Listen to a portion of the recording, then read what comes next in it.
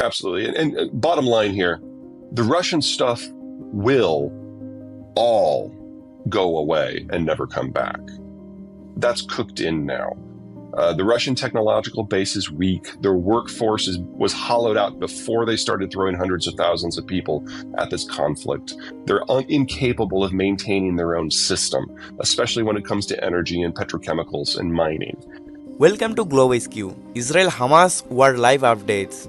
Russia says Israel's Gaza bombardment is against international law. Russian Foreign Minister Sergei Lavrov has said that Israel's bombardment of Gaza runs counter to international law and risks creating a catastrophe that could last decades. Lavrov made the comments some of Moscow's most critical of Israel yet in an interview with the Belarusian state news agency Velta, which released them on Saturday. While we condemn terrorism, we categorically disagree that you can respond to terrorism by violating the norms of international humanitarian law, including indiscriminately using force against targets where civilians are known to be present, including hostages that have been taken, said Lavrov.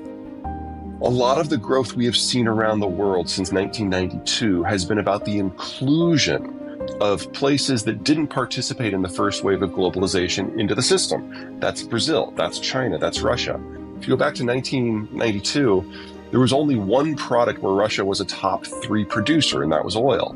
Now they're a top 3 producer of over 20 different materials that we all use every day. Without the Russians participating eagerly, this will all go away. The question is whether it's this month, this year, this decade.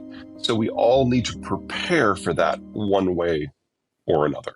Yeah, I mean, food and energy we've talked about, lumber is in there, palladium, let's say you want semiconductors, palladium and neon, integral parts of any semiconductor fab facility, it's half the global total. So there's just a lot of things we're going to have to figure out how to do differently or how to do regionally if we still want the things we've become used to. Roughly 1 million. So Russia has 8 million men in their 20s.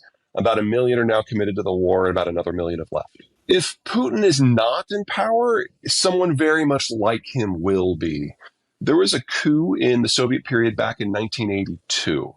And at that point, the KGB took over, and that was Chernomyrdin and Andropov and Gorbachev.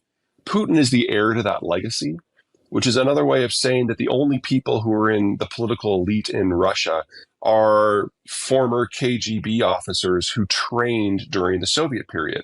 Well, that means they're all in their late 50s or older, and there's only about 130 of them.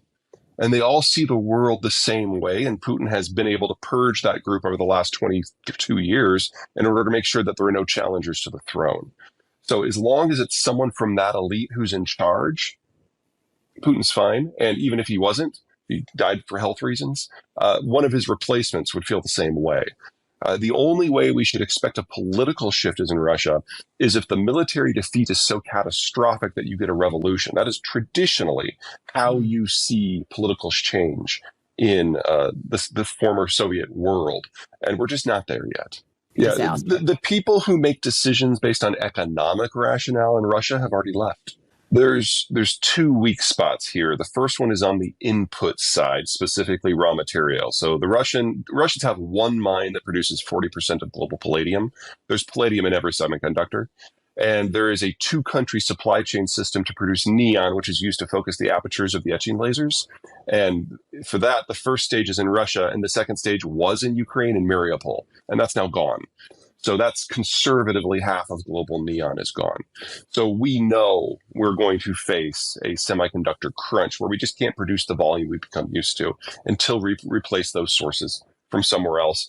If there was cheap palladium laying around, we would have done that already. And neon, that's a 2 to 3 year period to build out the physical infrastructure to make it happen. The Koreans have started, the Chinese have started, but it's a race against time. So that's problem 1. Problem 2 is that there's not just one kind of semiconductor, so it gets kind of hairy really quickly. But let's start on the high end, because that's what everybody is concerned about. There are over 6,000 firms globally that are involved in semiconductor fab facilities for the 10 nanometer and better chips.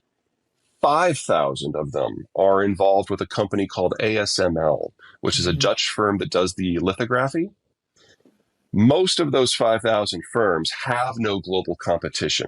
They're highly specialized. They do one thing for ASML, and most of them only have ASML as a customer. Now, these firms exist in China and Japan and South Korea and Taiwan and the United States and Canada, Mexico, and above all, Germany. See where I'm going here? You miss a few of those pieces, and ASML in its current form cannot function. Now, I am a huge fan of ASML. I think it is the world's best company. Whether it's quality control, managing their supply chain, the technical innovation, the corporate secrecy. Oh my God, they're so good at that.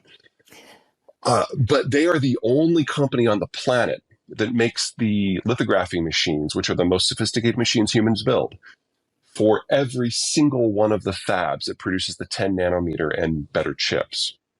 So one piece of that constellation falls out and the whole thing stops.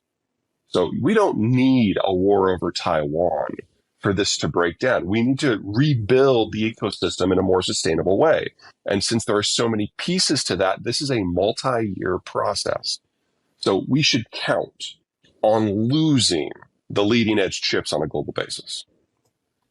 On the low end, 90 nanometer and worse, the analog chips, the Internet of Things chips, that is 70, 80% within the Chinese system. We should count on losing those too. Now, everything in the middle, the 90 to the 10, like the workhorse chips, most of what we need to do the things that we consider necessary, whether it's aerospace, computers that are not servers, that system is more redundant. That system has more players that have more backup, and there's more competition across the space. I actually think that general area will be fine.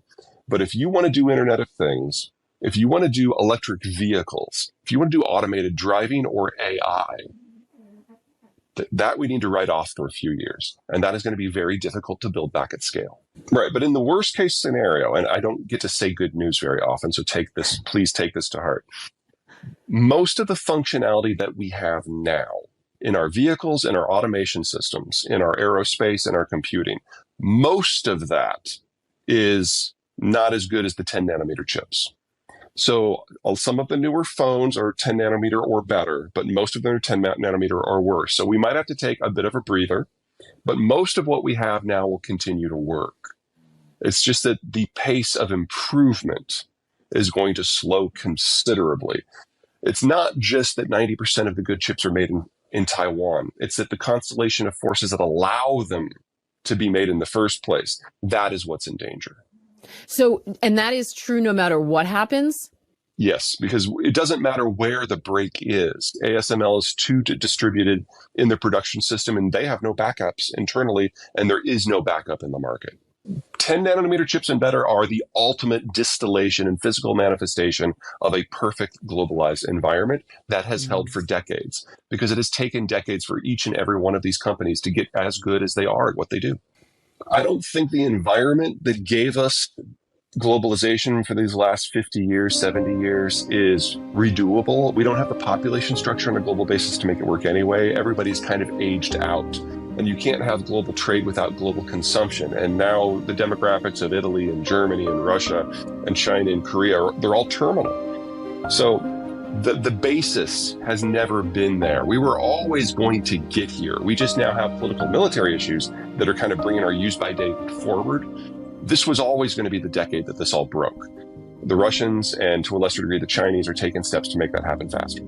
I hope you liked today's video. If you like it, don't forget to like and share and subscribe my channel. Now to get more new video like this, stay safe and healthy.